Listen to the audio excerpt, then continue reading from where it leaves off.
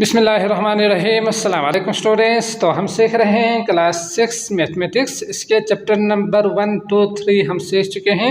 आज के इस वीडियो में हम सीखेंगे चैप्टर नंबर 4 सेट्स और इसके एक्सरसाइज 4.1 को कंप्लीट सीखेंगे। ठीक, तो वीडियो शुरू करने से पहले आपसे एक छोटा सा रिक्वेस्ट है कि हमारे चैनल को सब्सक्राइब कीजिए अगर नहीं किया है तो। अगर वीडियो पसंद आए तो लाइक ज़रूर कर दीजिएगा। इसके अलावा बाकी मैथ और साइंस दोनों के लेक्चर्स जो है ना उसका लिंक आपको डिस्क्रिप्शन में मिल जाएंगे, आप वहां क्लिक करके वो भी देख सकते हैं। ठीक, तो शुरू करते हैं। चैप्टर नंबर 4 है सेट्स।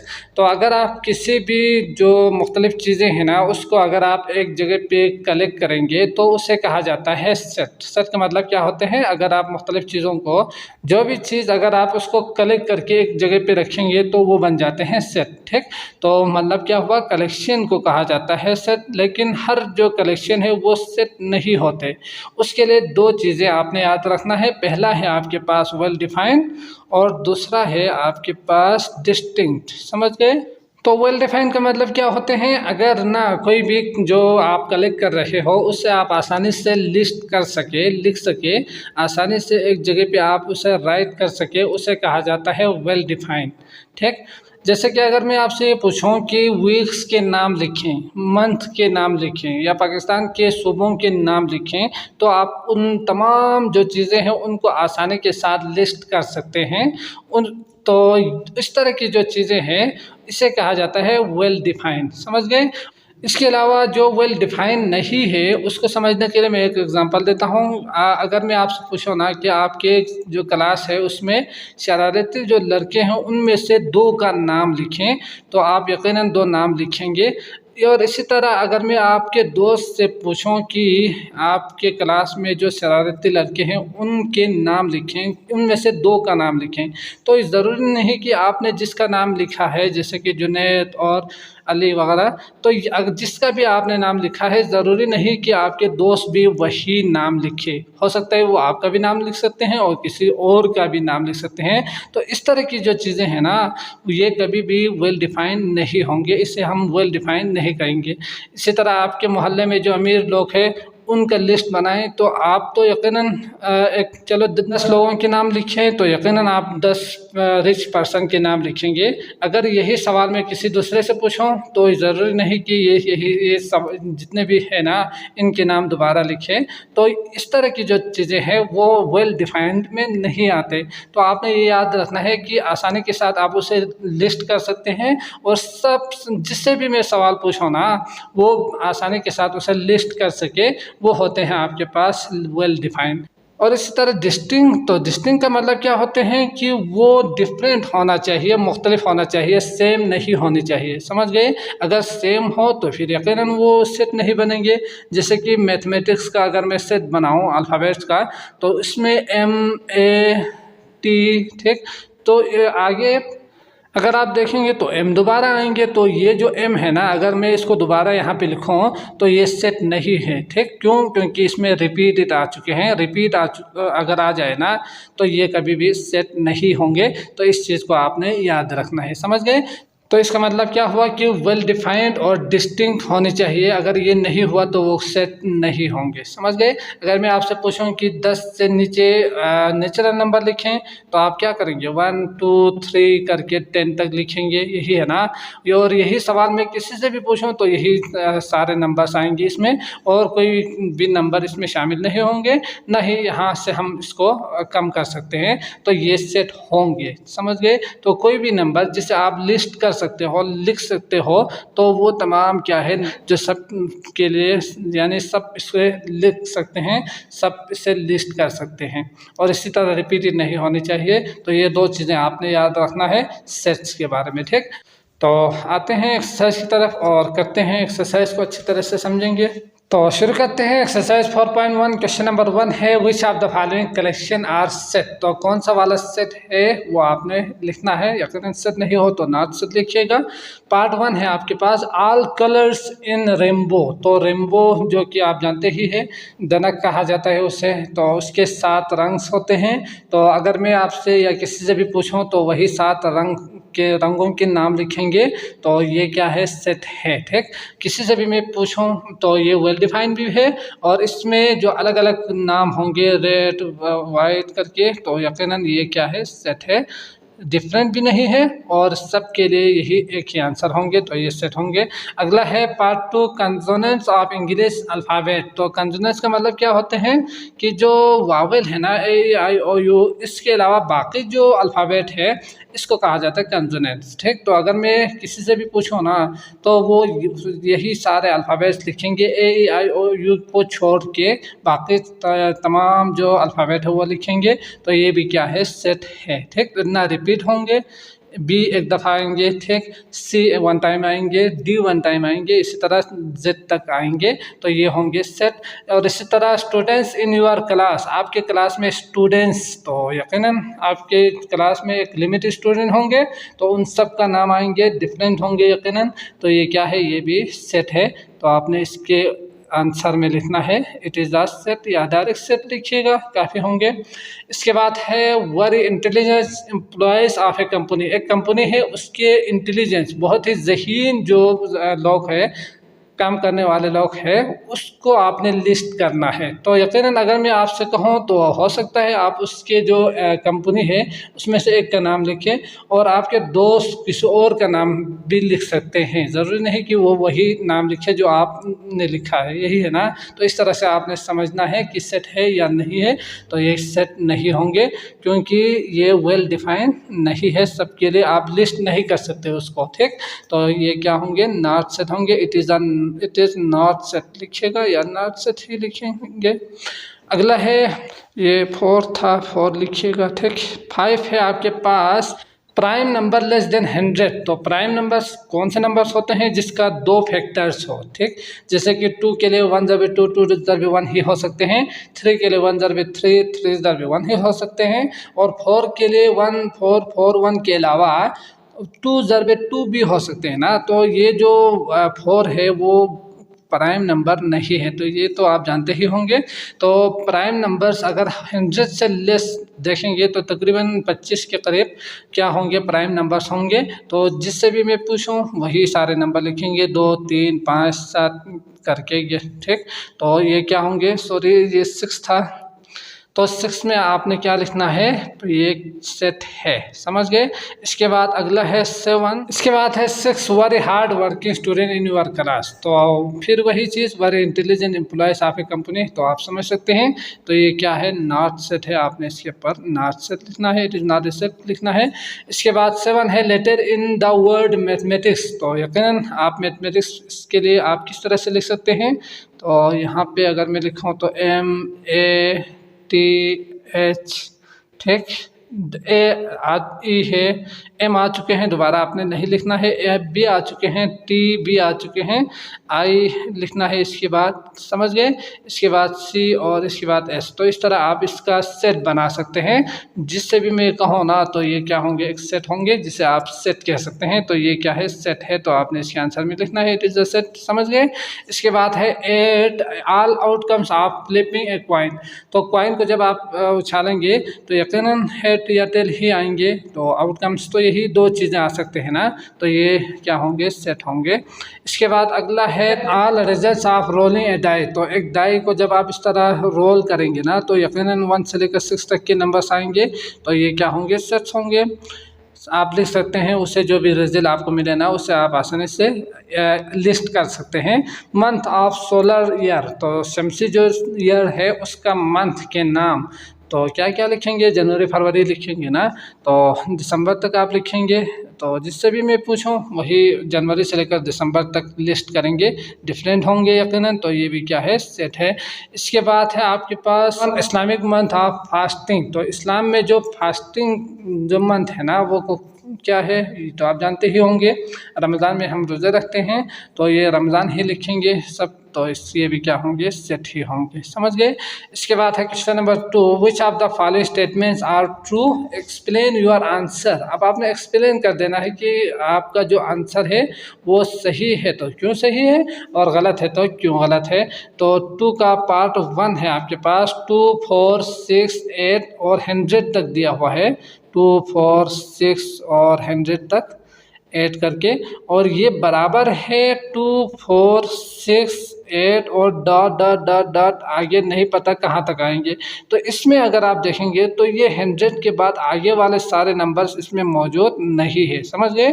100 से नीचे वाले सारे नंबर मौजूद हैं, और इसमें अगर आप देखेंगे ना तो यहाँ 100 के बाद भी 101, 102 करके आते जाएंगे, ऐसे 1000 भी आ सकते हैं, लाखों भी आ सकते हैं इसमें। तो ये दोनों इसलिए डिफरेंट है। तो इसके आंसर में आप यकीनन लिखेंगे, नो करके लिख सकते हैं। इसका जो लेफ़्ट साइड पे है ये फाइनाइट है, ठीक, ये फाइनाइट है, 100 तक होंगे, और ये इनफाइनाइट है, ये नहीं पता कहाँ तक होंगे, ठीक। तो आपने इसका रीज़न में ये लिखना है। इसके बाद पार्ट 2 है आपके पास 1357, 7351। तो सेट्स में अगर हम देखेंगे तो जो नंबर ऑफ एलिमेंट्स है ना, नंबर ऑफ एलिमेंट्स अगर वो इक्वल हो तो वो दोनों बराबर होते हैं, चाहे वो उसके अंदर जो नंबर है वो डिफरेंट ही क्यों ना हो, वो इक्वल ही होते हैं। तो आपने ये चीज़ याद रखना है, अगर इसमें 4 हो तो इसमें भी 4 हो, तो ये दोनों बराबर ही होते हैं। नंबर्स को हमने नहीं देखना है, एलिमेंट्स को हमने देखना है, जैसे कि 1, 2, 3, ठीक। और इसी तरह ABC भी लिखो ना, तो ये दोनों बराबर होंगे, ये जो स्टेटमेंट है वो सही होंगे। तो इसमें आपने क्या लिखना है, यस करके लिखना है। Number of elements of both side equal करके भी आप इसे लिख सकते हैं, समझ गए रीजन में। इसके बाद है क्वेश्चन नंबर 3। सवाल है आपके पास, डिस्क्राइब द फॉलोइंग सेट्स। अब आपने डिस्क्राइब करना है, डिस्क्रिप्टिव फॉर्म में लिखना है, अल्फाज में लिखना है। यहाँ पे नंबर्स में गिवन है ना, आपने क्या करना है, अल्फाज में लिखना है। तो यहाँ पे जो दिया हुआ है नंबर्स, उसको आपने अच्छी तरह से समझना है कि इसमें नंबर्स क्या दिया हुआ है, फिर इसके बाद आपने क्या करना है, वहाँ पे लिखना है। अगर हम इसमें अच्छी तरह से देखेंगे तो आपको पता चल जाएगा कि इसमें क्या दिया हुआ है। तो आप देख सकते हैं 0, 2, 4, 6, 8, तो ये कौन से नंबर्स होते हैं, इवन नंबर्स होते हैं। और ये कहाँ तक दिया हुआ है, 8 तक दिया हुआ है। तो इसके लिए आप लिख सकते हैं less than or equal to 8 करके भी लिख सकते हैं, या लेस देन 10 करके भी आप लिख सकते हैं, ठीक। तो इसमें आप क्या लिखेंगे आंसर में, even number less then, even number less then 10, ठीक, लेस देन 10 आपने यहाँ पे लिखना है डिस्क्राइब करके, यही होंगे ना। इसके बाद पार्ट 2 दिया हुआ है आपके पास B13579। तो पहले इवन था, अब क्या है, ओड है। तो इसके आंसर में आपने क्या लिखना है, ओड नंबर लेस देन कितना है दिया हुआ है, 9 तक, तो दोबारा वही लेस देन 10 लिखना है। इसको आपने डायरेक्ट यहाँ पे कॉपी करना है, और नंबर लेस देन 10 करके। इसके बाद पार्ट 3 है आपके पास X 2, 3, 5, 7, 11, 13, 17, 19। तो इसमें अगर आप देखेंगे तो ये जो नंबर्स है ये क्या है, ना इवन है ना ऑड है। प्राइम नंबर कहा जाता है इन नंबर्स को, जो जिसका 2 फैक्टर्स होते हैं, तो उन तमाम नंबर्स को प्राइम नंबर कहा जाता है। 2, 3, 5, 7 करके 19 तक दिया हुआ है ना। तो इसके लिए आपने क्या करना है, प्राइम नंबर लिखने के बाद कहाँ तक दिया हुआ है वो भी लिखना है आपने। तो प्राइम नंबर लेस देन 19 है तो 20 आप लिख सकते हैं यहाँ पे। तो लेस देन 20 आप यहाँ पे लिखेंगे। इसके बाद पार्ट 4 दिया हुआ है आपके पास y equal to Mercury, Venus, Earth, Mars, Jupiter, Saturn, Uranus, Neptune. तो ये अल्फाज तो आपको याद ही होंगे। ये क्या है, सोलर सिस्टम के 8 जो सैयारे हैं उनके नाम दिया हुआ है, 1, 2, 3, 4, 5, 6, 7, 8 करके, ठीक। तो प्लूटो आप जानते ही होंगे, उसके 1300 के करीब इस तरह के सैयारे होने की वजह से उसको वहाँ से इस लिस्ट से निकाल दिया है। तो ये भी आप आपने याद रखना है, इसको यकीनन जानते ही होंगे। तो इसमें आपने वाई में डिस्क्रिप्टिव फॉर्म में क्या लिखना है, प्लैनेट्स है ना, तो आपने यहाँ पे लिखना है प्लैनेट्स इन सोलर सिस्टम लिखिएगा, ठीक, इन सोलर सिस्टम, समझ गए। तो ये आ गया आपके पास डिस्क्रिप्टिव फॉर्म में।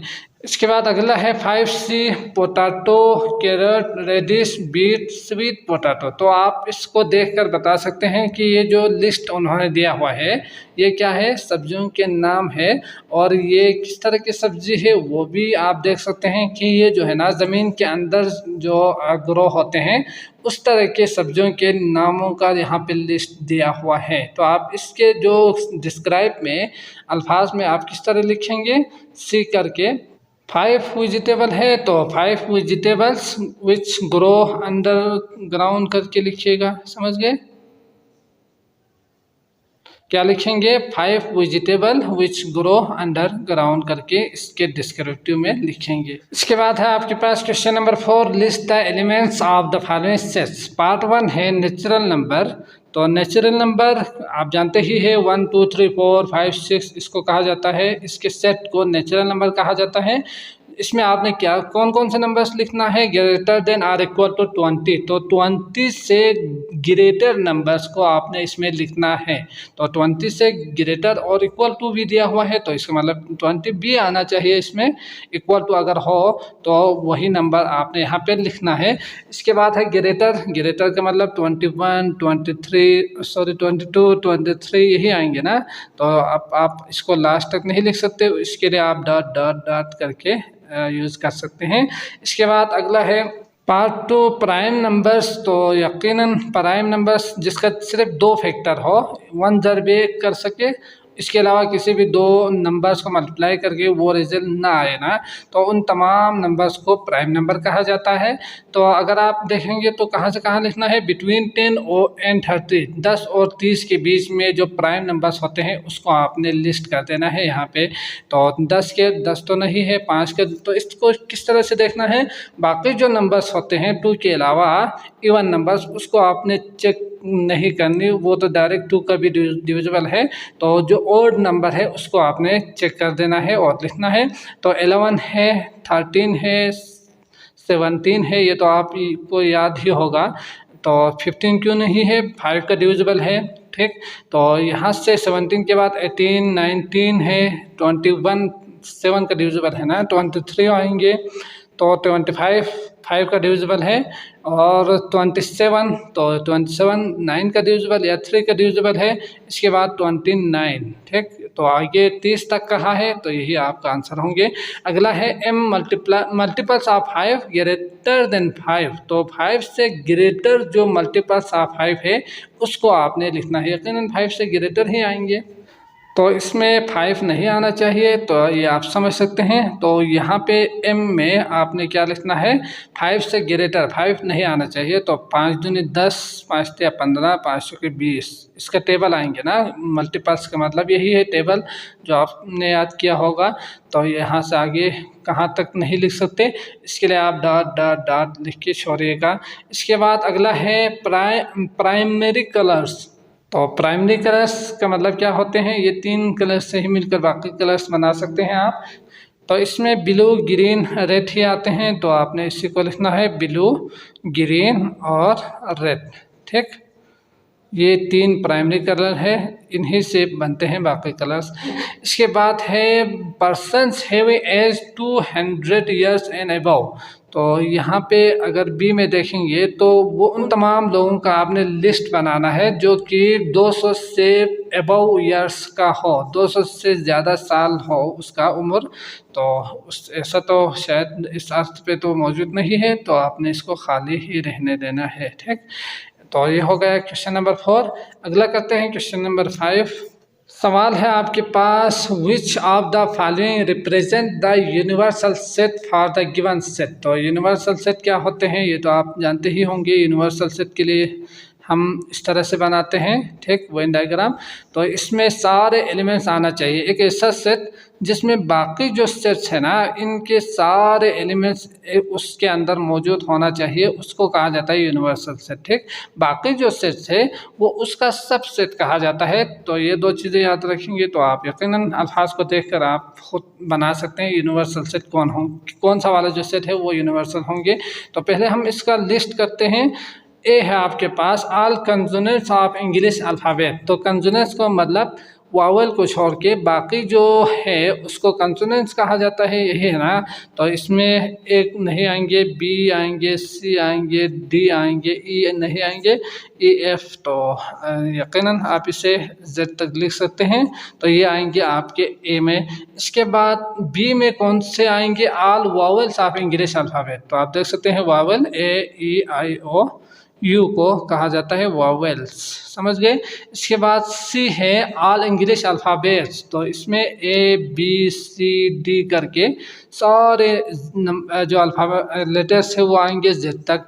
इसके बाद डी है, वो तो कुछ दिया हुआ है डायरेक्ट, ए बी सी करके एस तक दिया हुआ है, ये आप देख सकते हैं। तो इसमें यूनिवर्सल सेट कौन सा वाला सेट होंगे, तो आप देख सकते हैं यूनिवर्सल सेट में बाकी तमाम सेट्स के एलिमेंट्स उसमें आना चाहिए। तो सी एक ऐसा सेट है जिसमें आप अगर देखेंगे तो ए से जेड तक दिया हुआ है, ये भी इसमें आएंगे, ये भी इसमें आएंगे, ये भी इसमें आएंगे, समझ गए। तो इसका मतलब C is a universal set होंगे।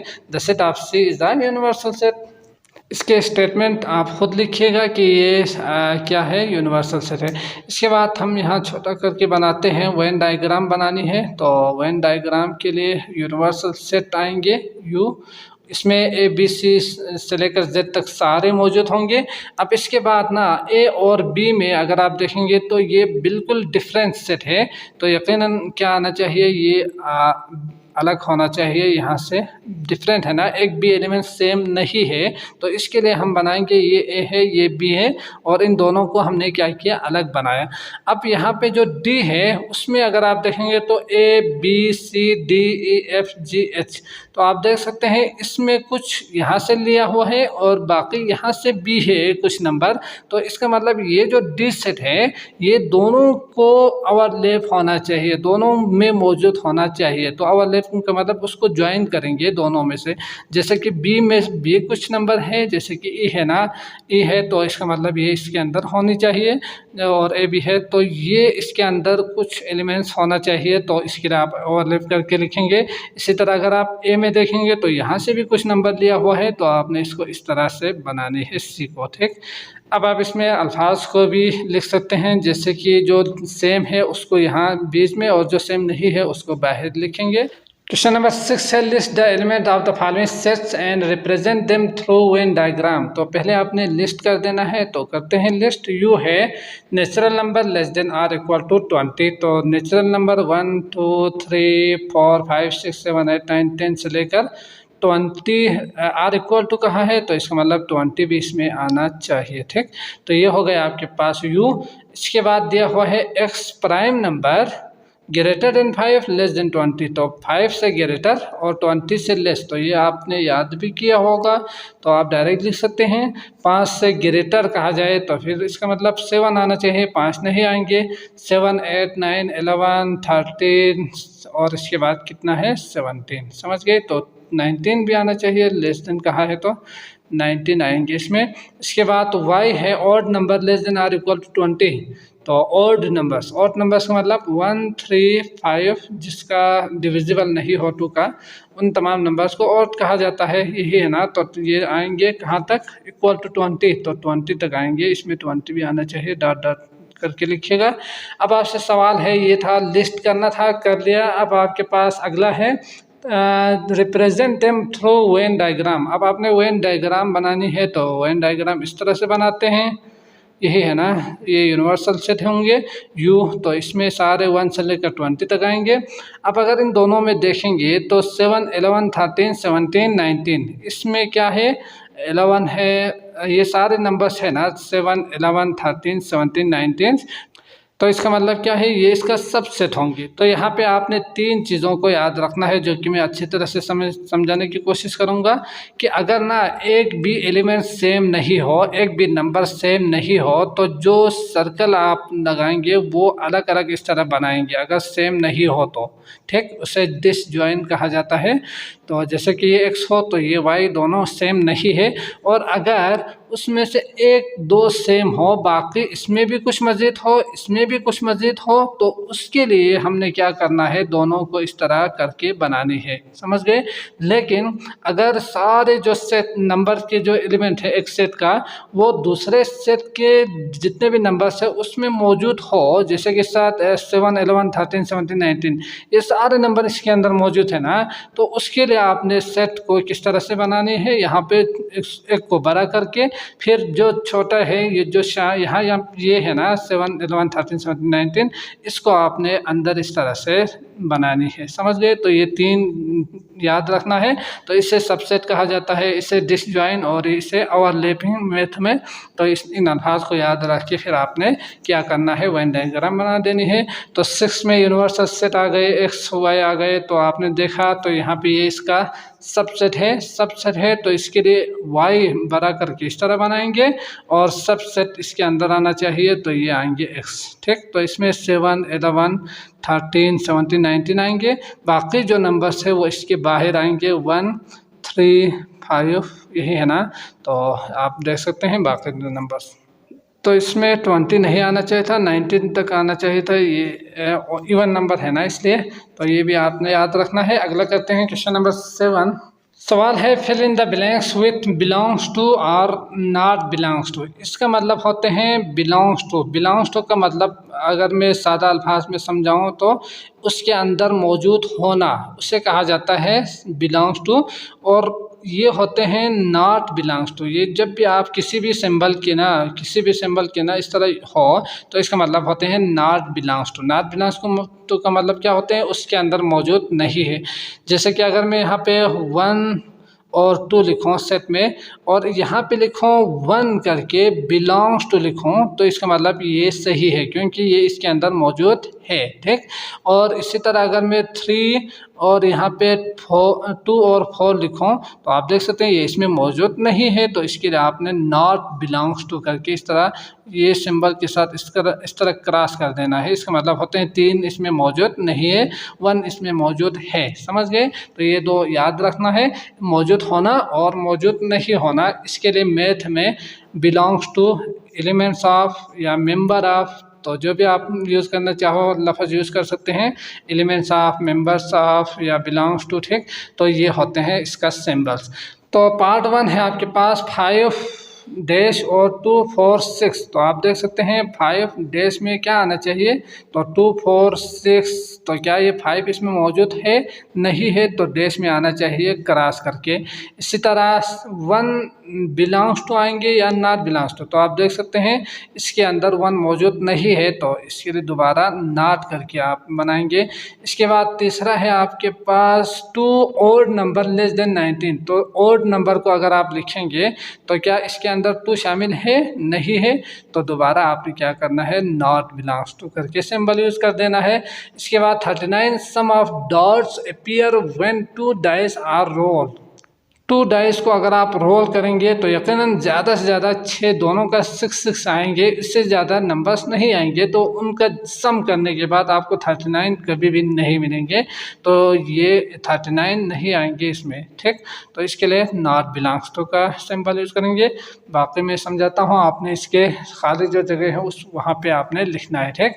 100, 2, 4, 6। तो 100 क्या इसमें आएंगे कि नहीं, तो आप देख सकते हैं 2, 4, 6, 8 करके लिखेंगे तो 98, फिर 100 आएंगे यकीनन, तो इसके लिए सिंबल आएंगे, ये बिलोंग्स टू होते हैं इसका मतलब।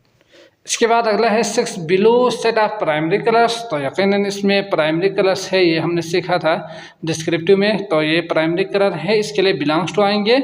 इसके बाद ग्रास, कैरेट, पोटैटो, ऑनियन, और कैरेट्स, पोटैटो, ऑनियन तो ग्रास नहीं है ना, तो इसमें आएंगे नॉट बिलोंग्स टू, ठीक। इसके बाद है 6 set of outcomes when a die is roll. तो 6 आ सकते हैं जब आप डाई को रोल करेंगे, तो इसके लिए भी आपने लिखना है belongs to a number divisible by 2 set of whole numbers. तो होल नंबर्स जितने भी है वो तो आप जानते ही है 0 1 2 3 4। तो अगर डिविजिबल बाय 2 हो तो इसी में से ही आएंगे ना, तो आपने इसमें भी बिलोंग्स टू लिखना है। बिलोंग्स टू का सिंबल यूज़ करना है। द मंथ रमज़ान, तो रमज़ान का जो महीना है वो the said of solar month, solar month में नहीं है। क्यों? क्योंकि ये तो सोलर जो शमसी मंथ है उसमें तो नहीं आते ना, ये क्या है, हिजरी मंथ है। तो आपने इसमें नॉट बिलोंग्स टू का सिंबल यूज़ करना है। समझ गए? अगला करते हैं क्वेश्चन नंबर 8। इसके बाद है आपके पास लास्ट सवाल है 8। वो दिया हुआ है let you colour of rainbow a primary colours और represent the set through Venn diagram. तो यहाँ पे 2 ही सेट्स दिया हुआ है, तो आपने क्या करना है, वेन डायग्राम के थ्रू इसको सॉल्व कर देना है। तो इसके लिए सबसे पहले आपने वेन डायग्राम बनाना है इस तरह, ठीक। बनाने के बाद आपके पास यूनिवर्सल सेट पूरा ये जो है ना ये आएंगे यू में। तो इसके अलावा जो दिया हुआ है वो है ए प्राइमरी कलर्स दिया हुआ है, तो इसके लिए आपने एक के लिए अलग इस तरह से सर्कल बना देना है या बना सकते हो। तो इसमें कौन कौन से कलर्स आएंगे, रेनबो में तो 7 कलर्स आते हैं इंक्लूडिंग प्राइमरी कलर्स, ठीक। तो यकीनन आपने इसको इसके अंदर ही बनाना है। बनाने के बाद आप जानते ही है कि इसमें रेड ब्लू और येलो है ना, तो आपने इसको लिखना है येलो करके। बाकी जो रंग है वो आएंगे बाहर, तो आप इसमें ग्रीन ऑरेंज में ये लिख सकते हैं बाकी कलर। समझ गए? तो इस तरह ये बन जाएगा आपका वेन डायग्राम। तो मैं उम्मीद करता हूँ ये लेक्चर अच्छी तरह से समझ में आ चुका होगा। अगर आए हैं तो लाइक कीजिएगा, नहीं तो कमेंट में ज़रूर पूछिएगा। इसके अलावा बाकी नेक्स्ट जो वीडियोस है वो आपको डिस्क्रिप्शन में लिंक मिल जाएंगे, आप वहां क्लिक करके वो भी देख सकते हैं। तो मुझे इजाज़त दीजिएगा। अल्लाह हाफिज़।